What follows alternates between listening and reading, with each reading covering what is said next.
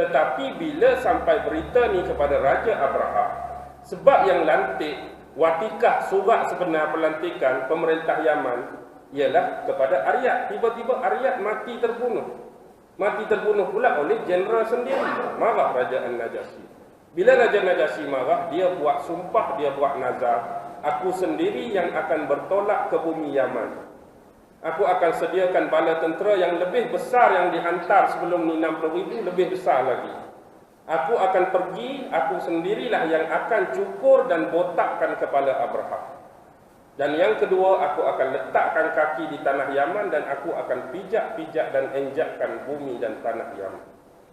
Bila dengar, inilah nazar dan sumpah Abraha, sumpah Najasyi, takutlah Abraha. Lalu dia pun buat persediaan awal. Dia sediakan 3 buah kotak yang besar. Kotak yang pertama, dia sendiri ambil pisau cukur, dia cukur awal-awal. Dia botakkan kepala dia. Sebab Raja Najasyi nak cukur kepala dia dah. Dia botakkan awal-awal, dia pun letak dalam bekas pertama. Sumpah yang kedua, dia datang nak injak-injakkan bumi Yaman. Jadi dia ambil tanah siap-siap, dia letak dalam bekas yang kedua. Bekas yang ketiga berisi surat dia. Hantar seorang utusan sampai kepada Najasyi. Dia mohon ampun, minta maaf sebab kematian Aryat ni sebab silap faham. Ini pun bukan kehendak dia, tetapi kehendak tentera-tentera kita yang bertempat dan menghuni di Yaman. Sebab kezaliman dan kebengisan yang dia lakukan kepada rakyat Yaman dan tentera sendiri. Jadi sebab tuanku dah bernazar, hamba ni kirim awal-awal lagi. Tuanku tak payah marilah, seolah-olah nak botakkan kepala hamba hantar dah. Hamba sendiri dah botakkan. Kalau ada kamera masa tu, dia selfie kepala botak dah. Kalau ada masa tu. Tapi rambut tu rambut dia. Lepas tu tanah tuanku bernazar nak pijak, jadi dia pun ambil tanah tu letak depan dia pijak. Jadi seolah-olah perbuatan dia ni mengampunkan dan memaafkan Abraha. Walaupun demikian, Raja Najasyi tak jadi bertolak ke Yaman. Bimbang tetap bimbang, ada tetap ada. Dan dia perlu berhati-hati dengan sebab kes ni takut jadi lagi di masa depan. Jadi inilah nak menimbulkan, dia nak ambil hati Raja Najasyi ialah bila mana dia start memerintah tu, bila saja tiba musim haji, dia tengok seluruh kabilah-kabilah Arab yang berhuni di Hijaz, Hadramut dan sebagainya, bila tiba musim haji mereka keluar beramai-ramai pergi ke satu tempat. Tempat tu tak lain tak bukan tanah suci Mekah lah. Bukan saja orang kabilah tu, ni aku dah perintah Yaman tu, orang-orang Yaman tu sendiri keluar. Orang Yaman tempat aku duduk, dia pun keluar juga. Mana sebenarnya mereka nak pergi ni? Jadi bila dirisik oleh perisik dia, rupa-rupanya mereka pergi ke satu tempat yang di sana ada Masjidil Haram, ada rumah Allah. Jadi bila dia tengok, dengar cerita daripada orang, binaan Kaabah ni ikat batu-bata lagu tu, tak cantik lah konon-konon bagi dia. Jadi dia kata, ada baiknya aku bina satu tempat di Yaman ni, satu gereja sebagaimana anutan dia Nasara yang paling indah, paling cantik. Harap-harap untuk musim haji tahun depan orang Arab tak pergi dah. Jadi orang Arab akan tengok sini lagi cantik, lagi besar, lagi indah, semua main buat haji kat sini, kat gereja kita di Yaman. Jadi nak buat yang besar perlukan dana yang besar. Tidak dapat tidak dia bertemulah dengan raja-raja Eropah. Sekarang ni mana ada Eropah, start dulu kaisar-kaisar Rom pula. Rom Byzantine hak sama agama macam tadi, hantar dana dan sebagainya. Raja Najasyi hantar dana, maka dibuatlah sebuah gereja, sebuah rumah ibadat yang berbentuk bulat. Memang cukup indah dan cantik pada waktu tersebut. Jadi diceritakan tinggi bangunan gereja yang dibina oleh Abraha tu setinggi 10 hasta.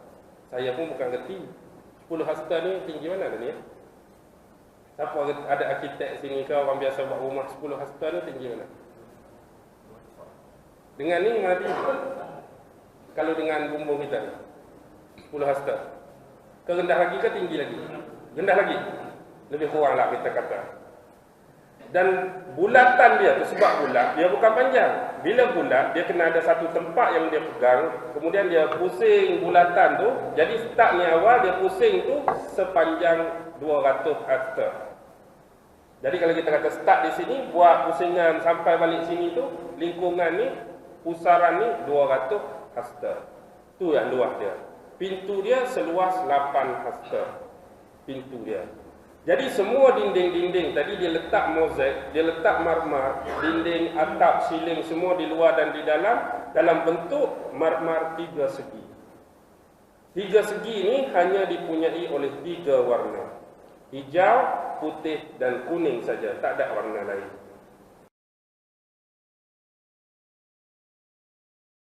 Tetapi bila sampai berita ni kepada Raja Abraha, sebab yang lantik watikah surat sebenar pelantikan pemerintah Yaman ialah kepada Aryat. Tiba-tiba Aryat mati terbunuh. Mati terbunuh pula oleh jeneral sendiri. Marah Raja An-Najasyi. Bila Raja Najasyi marah, dia buat sumpah, dia buat nazar. Aku sendiri yang akan bertolak ke bumi Yaman. Aku akan sediakan bala tentera yang lebih besar yang dihantar sebelum ni 60,000, lebih besar lagi. Aku akan pergi, aku sendirilah yang akan cukur dan botakkan kepala Abraha. Dan yang kedua, aku akan letakkan kaki di tanah Yaman dan aku akan pijak-pijak dan enjakkan bumi dan tanah Yaman. Bila dengar, inilah nazar dan sumpah Abraha, sumpah Najasyi, takutlah Abraha. Lalu dia pun buat persediaan awal. Dia sediakan 3 buah kotak yang besar. Kotak yang pertama, dia sendiri ambil pisau cukur, dia cukur awal-awal. Dia botakkan kepala dia. Sebab Raja Najasyi nak cukur kepala dia dah. Dia botakkan awal-awal, dia pun letak dalam bekas pertama. Sumpah yang kedua, dia datang nak injak-injakkan bumi Yaman. Jadi dia ambil tanah siap-siap, dia letak dalam bekas yang kedua. Bekas yang ketiga berisi surat dia. Hantar seorang utusan sampai kepada Najasyi. Dia mohon ampun, minta maaf sebab kematian Aryat ni sebab silap faham. Ini pun bukan kehendak dia, tetapi kehendak tentera-tentera kita yang bertempat dan menghuni di Yaman. Sebab kezaliman dan kebengisan yang dia lakukan kepada rakyat Yaman dan tentera sendiri. Jadi sebab tuanku dah bernazar, hamba ni kirim awal-awal lagi.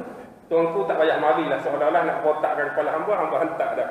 Hamba sendiri dah botakkan. Kalau ada kamera masa tu, dia selfie kepala botak dah. Kalau ada masa tu. Tapi rambut tu rambut dia. Lepas tu tanah tuanku bernazar nak pijak, jadi dia pun ambil tanah tu letak depan dia, dia pijak. Jadi seolah-olah perbuatan dia ni mengampunkan dan memaafkan Abraha. Walaupun demikian, Raja Najasyi tak jadi bertolak ke Yaman. Bimbang tetap bimbang, ada tetap ada, dan dia perlu berhati-hati dengan sebab kes ni takut jadi lagi di masa depan. Jadi inilah nak menimbulkan, dia nak ambil hati Raja Najasyi ialah bila mana dia start memerintah tu, bila saja tiba musim haji, dia tengok seluruh kabilah-kabilah Arab yang berhuni di Hijaz, Hadramut dan sebagainya, bila tiba musim haji mereka keluar beramai-ramai pergi ke satu tempat. Tempat tu tak lain tak bukan tanah suci Mekah lah. Bukan saja orang kabilah tu. Ni aku dah perintah Yaman tu, orang-orang Yaman tu sendiri keluar. Orang Yaman tempat aku duduk dia pun keluar juga. Mana sebenarnya mereka nak pergi ni? Jadi bila dirisik oleh perisik dia, rupa-rupanya mereka pergi ke satu tempat yang di sana ada Masjidil Haram, ada rumah Allah. Jadi bila dia tengok, dengar cerita daripada orang, binaan Kaabah ni ikat batu-bata lagu tu tak cantik lah konon-konon bagi dia. Jadi dia kata, ada baiknya aku bina satu tempat di Yaman ni, satu gereja sebagaimana anutan dia Nasara yang paling indah, paling cantik. Harap-harap untuk musim haji tahun depan orang Arab tak pergi dah. Jadi orang Arab akan tengok sini lagi cantik, lagi besar, lagi indah, semua main buat haji kat sini, kat gereja kita di Yaman. Jadi nak buat yang besar perlukan dana yang besar. Tidak dapat tidak dia bertemulah dengan raja-raja Eropah. Sekarang ni mana ada Eropah, start dulu kaisar-kaisar Rom tu lah. Rom Byzantine hak sama agama macam tadi, hantar dana dan sebagainya. Raja Najasyi hantar dana, maka dibuatlah sebuah gereja, sebuah rumah ibadat yang berbentuk bulat. Memang cukup indah dan cantik pada waktu tersebut. Jadi diceritakan tinggi bangunan gereja yang dibina oleh Abraha tu setinggi 10 hasta. Saya pun bukan ngerti 10 hasta ni tinggi mana ni ya? Siapa ada arkitek sini ke orang biasa buat rumah 10 hasta ni tinggi mana? Dengan ni mana tinggi? Kalau dengan bumbung kita ni 10 hasta. Ke rendah lagi ke tinggi lagi? Rendah lagi? Lebih kurang lah kita kata. Dan bulatan dia tu, sebab bulat, dia bukan panjang. Bila bulat, dia kena ada satu tempat yang dia pegang, kemudian dia pusing bulatan tu. Jadi start ni awal, dia pusing tu sepanjang 200 hasta. Jadi kalau kita kata start di sini, buat pusingan sampai balik sini tu, lingkungan ni, pusaran ni 200 hasta. Tu yang luas dia. Pintu dia seluas 8 hasta. Pintu dia. Jadi semua dinding-dinding tadi dia letak mozaik, dia letak marmar, dinding, atap, siling semua di luar dan di dalam bentuk marmar 3 segi. 3 segi ini hanya dipunyai oleh 3 warna. Hijau, putih dan kuning saja, tak ada warna lain.